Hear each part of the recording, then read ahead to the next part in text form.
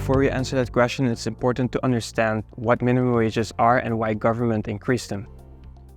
So generally, economists define minimum wages as the lowest compensation that employers can legally pay their workers, and it mainly affects low-skilled workers.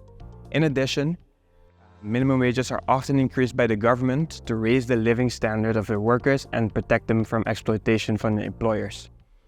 According to traditional economic theory, increasing the minimum wage can lead to a reduction in employment. The argument is that when minimum wages are raised, employers may respond by reducing their workers, as the workers become more expensive for the employers. However, simple economic theory cannot capture all the complexities of the real world.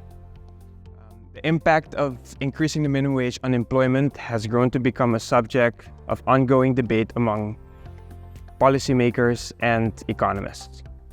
Different studies and economic analysis have produced different results, and the effects vary depending on the specific context and conditions of the economy. Some empirical studies have found no significant impacts of minimum wages on employment, while others have found negative or positive effects. According to a study we have conducted at the bank, where the 2008 minimum wage increase in Curacao was analyzed, there is evidence that the effects of minimum wage increases can vary across industries. Sectors with a higher proportion of low-wage workers tend to have a bigger effect, and these sectors are the tourism, retail trade sector, and the private household sector.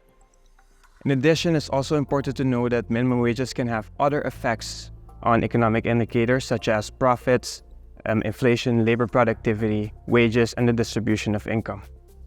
Overall, policymakers must be aware that minimum wage effects can vary across sectors, and that there are other variables that minimum wages can have an effect on before implementing a minimum wage policy reform.